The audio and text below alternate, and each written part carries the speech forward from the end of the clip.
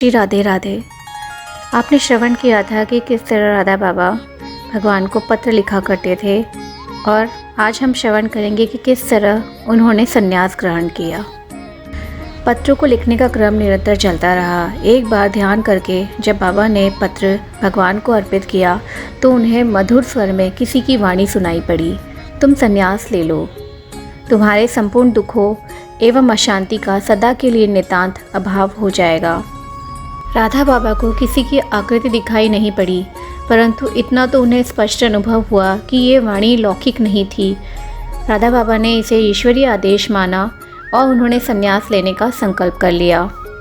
राधा बाबा ने अपने बड़े भाई को सन 1935 के सितंबर मास में सूचना दे दी कि वो 1 मास बाद संन्यास ले लेंगे। घर में सभी की सुख सुविधा का ध्यान रखना, बालकों की शिक्षा का प्रबंध करना, आय के साधनों को जुटाना, परिवार के प्रश्नों को सुलझाना आदि सब मुख्य कार्य मुख्यतः पंडित श्री देवदत्त मिश्र जी करते थे, जो चक्रधर यानी कि राधा बाबा के बड़े चचेरे भाई थे। कलकत्ते के पंडित श्री देवदत्त मिश्र जी के साथ ही पंडित श्री तारा दत्त जी तथा राधा बाबा रहा करते थे। एक दिन अकासत राधा बाबा ने अपने संन्यास की सर्वप्रथम सूचना श्री देवदत्त जी को देते हुए कहा, भैया, प्रभु की इच्छा है कि मैं गृहस्थ जीवन का, संसार का परित्याग करके संन्यास ले लूं। संन्यास की सूचना भाइयों के लिए एक वज्रपात ही था। भाई लोग यह तो देखते ही थे कि राधा बाबा आजकल श्रीमद् भगवद गीता का स्वाध्याय करते रहते थे। आध्यात्मिक ग्रंथों में इनकी रुचि बढ़ गई थी, अपने विचारों में निमग्न रहते थे, उनकी मननशीलता बहुत बढ़ गई थी, मित्रों के साथ बड़ा विनम्र रहते थे।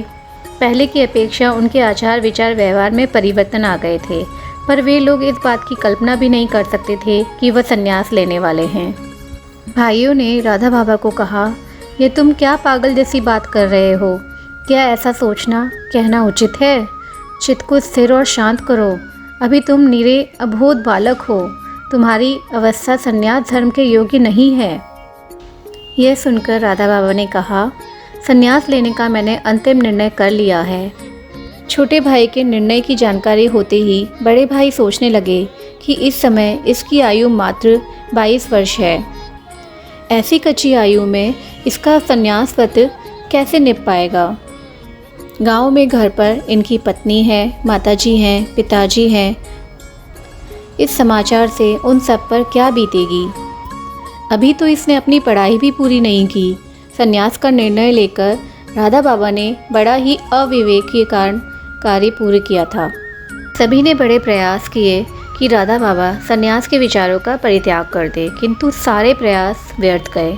तब बड़े भाई श्री तारा दत्त जी ने अपने माता पिता को घर पर उनके संन्यास लेने का निर्णय की सूचना दी।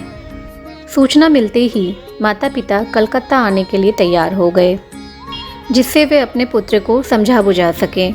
माता पिता कलकत्ते आने वाले हैं, ये जानकारी होते ही राधा बाबा ने अपने बड़े भाई से कहा कि आप माताजी पिताजी को आने से मना कर दें। यदि वो आ गए तो मैं लापता हो जाऊंगा। राधा बाबा बोले कि उनका यहाँ आने से कोई लाभ नहीं।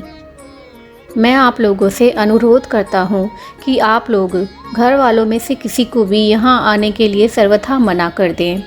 राधा बाबा की बात सुनकर बड़े भाई श्री तारा दत्त जी बहुत चिंतित हुए और उन्होंने अपने माता पिता को कलकत्ता न आने का आदेश दिया। 12 अक्टूबर 1935 के शरद पूर्णिमा के दिन राधा बाबा ने संन्यास ग्रहण कर लिया। श्री राधे राधे।